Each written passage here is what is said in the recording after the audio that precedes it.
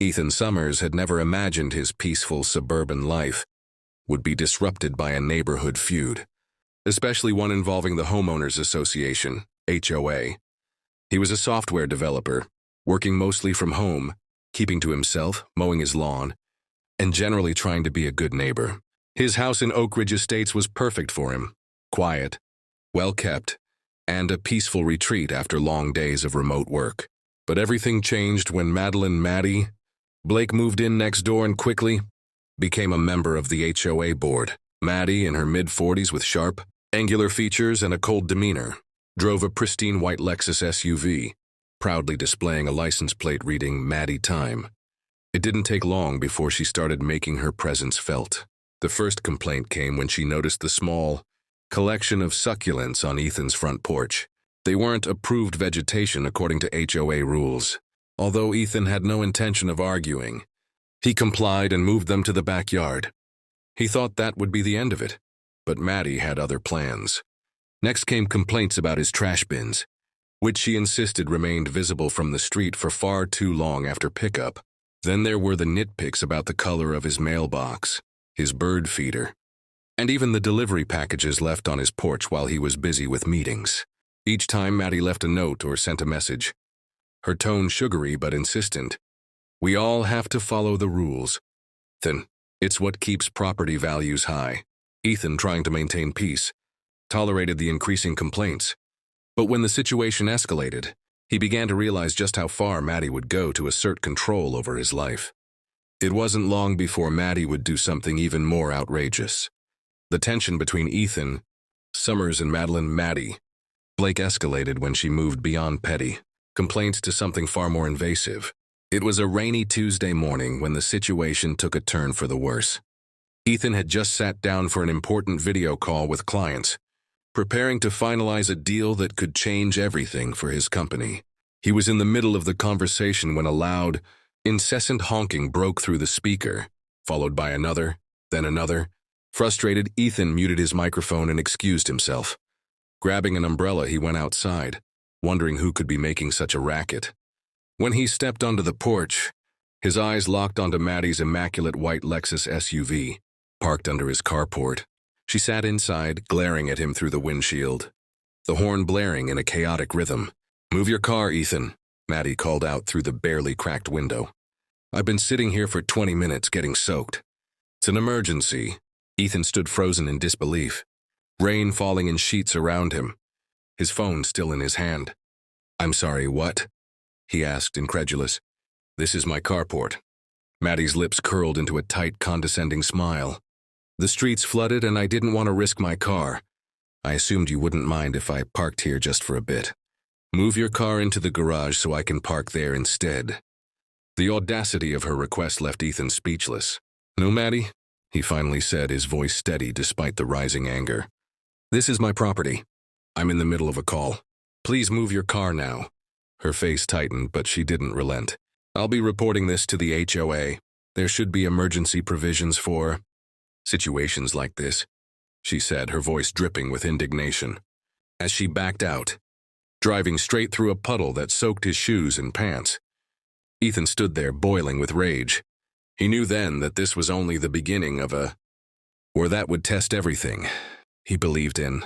Ethan Summers had hoped the situation with Maddie Blake would blow over, but it only grew more insufferable as time went on. Her constant interference in his life had become a relentless barrage. Each minor infraction, his mailbox color, the bird feeder in his backyard, even the delivery packages sitting on his porch for too long, felt like a slap in the face. Every time she found a way to make it personal, to make him feel like he was doing something wrong. But the breaking point came one afternoon when Ethan returned from the grocery store. He was exhausted, tired of the constant nuisance, but he never expected what he found when he pulled into his driveway.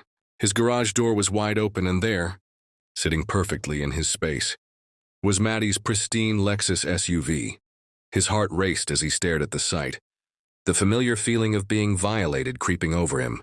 He parked his car and stepped out, his thoughts whirling. How had she gotten the garage door open? The answer hit him like a punch to the gut. During a previous HOA inspection, Maddie had asked for access to check on some supposed wiring issues. He'd trusted her, never imagining she would betray that trust so completely. A note was taped to the interior garage door. Ethan. Had to attend an emergency HOA meeting. My driveway is being resealed, and I couldn't park on the street.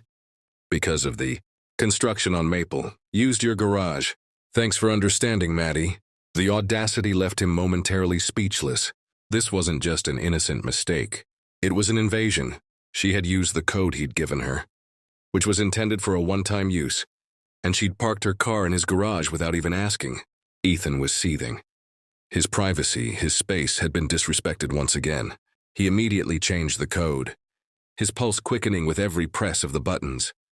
As he composed a text to Maddie, he knew this was far from over. The gloves were off now. Her words were dripping with that same condescending tone that had driven him to the edge in the first place. Ethan could feel the anger rise in his chest, but he refused to let it boil over. This was no longer about a single act of defiance. It was a pattern of Maddie thinking she could take whatever she wanted, whenever she wanted. I told you yesterday that I was locking the garage. Ethan continued, his voice gaining strength. This is my property. You're not welcome to use it unless you ask first. Maddie's eyes flashed with anger, but she stood there, arms crossed, determined to win. I don't have time for this. You're making a mountain out of a molehill. Just open the garage. Ethan shook his head. No, I'm not going to open it. You've crossed the line too many times. I'm not going to let you treat me like this anymore. If you think this is over, you're mistaken. Maddie's face flushed with rage. She started toward her car, but the finality in Ethan's words hung in the air like a challenge. He knew this wasn't the last he'd hear from her, but he also knew that he wasn't going to be intimidated any longer. The fight was just beginning. The tension in the neighborhood had reached a boiling point. Maddie Blake, unrelenting in her quest to control everything around her, had continued to escalate the situation, but Ethan Summers wasn't going to let it go any further. It was a calm evening when he heard the unmistakable sound of a car pulling into his driveway. He didn't need to check the security camera to know it was Maddie's white Lexus SUV. When Ethan stepped outside, his worst fears were confirmed. Maddie had parked her car directly in his garage again, without asking, without warning. His heart raced with a mixture of anger and disbelief. How could she do this again after everything that had happened? She had crossed a line, one that he had firmly drawn, and yet here she was defying him once more. He walked toward the garage, his pulse quickening as he took in the scene. There, parked as if it were her own space, was Maddie's car. He paused for a moment, his mind racing with frustration, but he knew what he had to do. This time he wasn't going to play along. As he approached the door, Maddie appeared from around the corner. A smug expression plastered across her face. I see you're home, she said, her tone as sweet as ever, but with a thinly veiled threat beneath it. I needed to park somewhere. The street is flooded, and your garage was the only option. Ethan stood there, fists clenched, struggling to remain calm. I told you, Maddie, this is not your parking space. You can't keep doing this. Maddie shrugged, unfazed. Well, you're being a bit dramatic, don't you think? She said, clearly relishing the discomfort she was causing. I'm just trying to make sure my car doesn't get damaged. Ethan's patience snapped. This ends now, Maddie. You can't just take whatever you want. The door is locked and you're not getting in. With that, he pressed the button on his phone, activating the garage lock. Her eyes widened in fury, but Ethan didn't flinch. This was the final straw. The power had shifted. No more bending to her will. Ethan Summers had hoped that the HOA situation with Maddie Blake would resolve itself, but he quickly realized that it wasn't going to stop unless he took a stand. The night after he locked his garage to prevent Maddie from using it without permission, he found a notice taped to his front door. His heart sank when he saw the official-looking letter. It was from the HOA. The notice claimed that Ethan's home office conversion was non-compliant with current codes and demanded that he restore the garage to its original functionality within 30 days. This wasn't just a complaint. This was retaliation. Ethan had been living in his home for 3 years, and not once had anyone from the HOA raised this issue.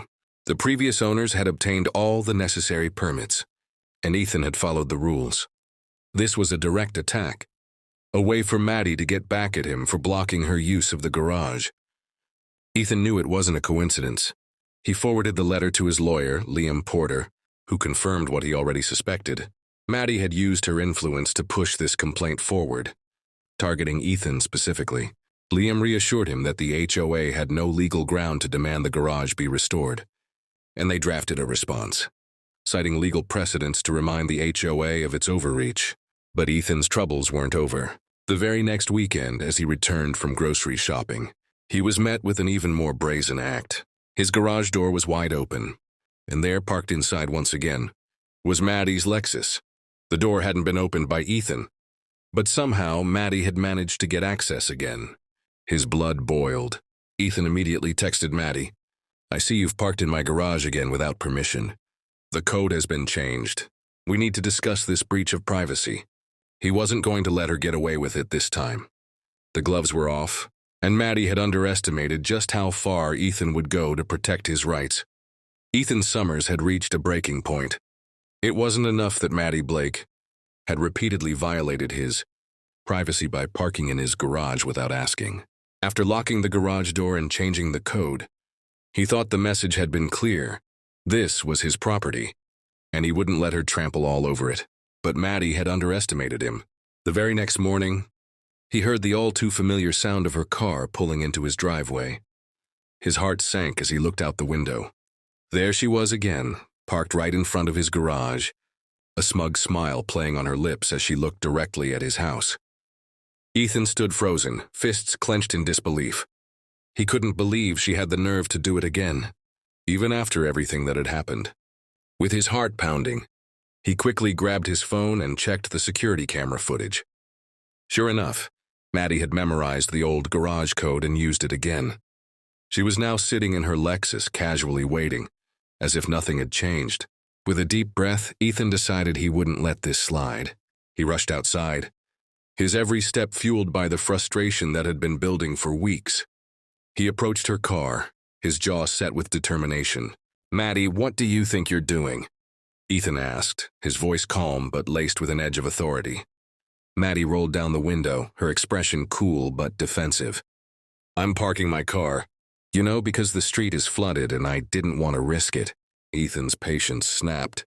"No, Maddie, this is my property, and you're not welcome to use it however you please. You can't just waltz in and park like you own the place." Maddie's face turned a deep shade of red. "You're being unreasonable," she spat. But Ethan wasn't backing down. "I've asked you repeatedly to respect my boundaries," Ethan said firmly. "You don't get to make the rules here." With that, he walked back to the house, leaving Maddie seething. It was clear now, this wouldn't be over anytime soon. But Ethan wasn't going to let her push him around any longer. This was a fight he was ready to finish. Ethan Summers thought things were starting to settle down after his confrontation with Maddie Blake.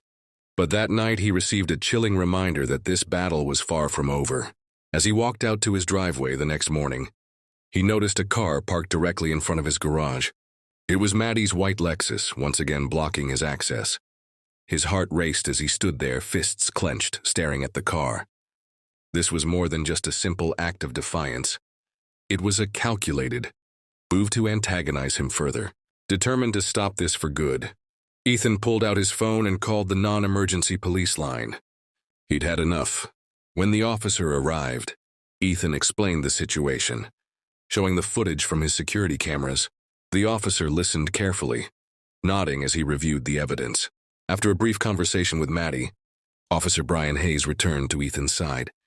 "She claims it's just a misunderstanding about shared parking arrangements in the neighborhood," he explained, his tone flat, clearly unconvinced by Maddie's story.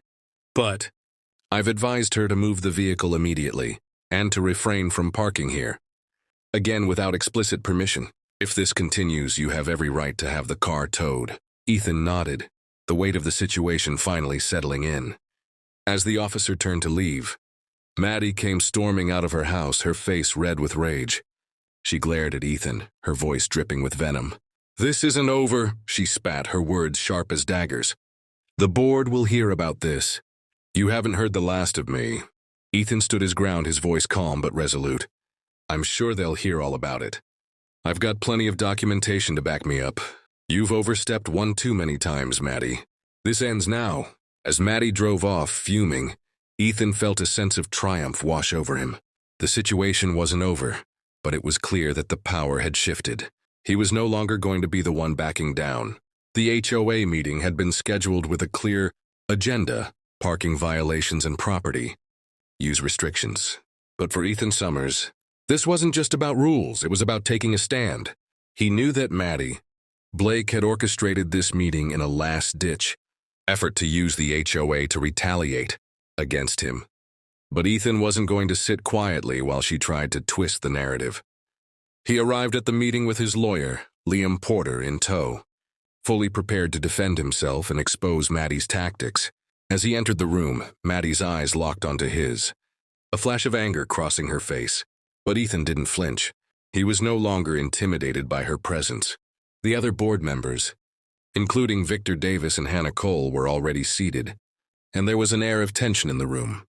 Maddie stood at the front, her expression cold, as she began her speech about neighborhood cooperation and shared responsibilities. "We have to maintain the integrity of our community," Maddie said, her voice steady but laced with thinly veiled hostility. "Some residents like Ethan refuse to cooperate with basic standards. This constant disregard for the rules is damaging our neighborhood." Ethan's pulse quickened, but he remained calm. This was the moment he had been waiting for. He stood up and addressed the board, his voice clear and unwavering. "Maddie's accusations are nothing but a personal vendetta," he said, holding up his evidence. "I've kept every notice, every text, every security camera clip of her trespassing on my property. She's the one who's been violating my rights, not the other way around." Victor Davis, the new HOA president, raised an eyebrow as he examined the evidence. "This is concerning," he said, clearly uncomfortable. Diane Miller, who had been quiet up until now, exchanged a glance with Victor before speaking up. "I think we need to reconsider the way we're handling these complaints," she said, her voice tentative. The room was silent, the weight of the situation hanging in the air. Finally, Victor spoke. "I think we've heard enough. We'll discuss this matter and come to a decision." As the meeting adjourned, Ethan knew the tide had turned. Maddie's grip on the HOA was slipping. He had exposed her for what she truly was, someone who abused her position to target others. The power had shifted, and Ethan could finally breathe a sigh of relief. 3 weeks later, the tension in Oak Ridge Estates was palpable, but it had shifted in Ethan Summers' favor. The removal of Maddie Blake from the HOA board had shaken the community, but it also brought a sense of relief. The constant battles were over, and for the first time in months, Ethan felt the weight lift off his shoulders. The new HOA president, Victor Davis, had already begun implementing a more balanced and collaborative approach to neighborhood governance. The complaints against Ethan had stopped, and he no longer felt the need to live in constant defense. It was a quiet victory, one that hadn't required physical confrontation, but instead a fight for respect and boundaries. Ethan was finally able to return to his peaceful life, the one he had once taken for granted. One bright Saturday morning, Ethan stepped outside to mow the lawn. The sun was shining, the air crisp, and as he finished, he caught sight of Maddie's old Lexus being loaded up with boxes, her house now for sale. It was a bittersweet moment. There was no animosity in his heart, just a quiet sense of justice being served. Maddie had left, and with her, the stranglehold she'd had on the neighborhood had disappeared. Their eyes met across the street, and for a brief moment neither spoke. Ethan raised his hand in a small, respectful wave, acknowledging the shared history they had. Maddie gave a tight nod in return, but she didn't stop. As she got into her car, she drove off, the sound of the engine fading in the distance. Ethan stood there for a long moment, reflecting on the past few months. The ordeal had been exhausting, but it had also taught him invaluable lessons about standing up for himself and protecting his rights. As the new chapter of his life began, he felt a renewed sense of peace. The neighborhood had come together, the HOA had been reformed, and his home was truly his once again. With a deep breath, Ethan closed the door behind him, knowing that no matter what came next, he was ready for it.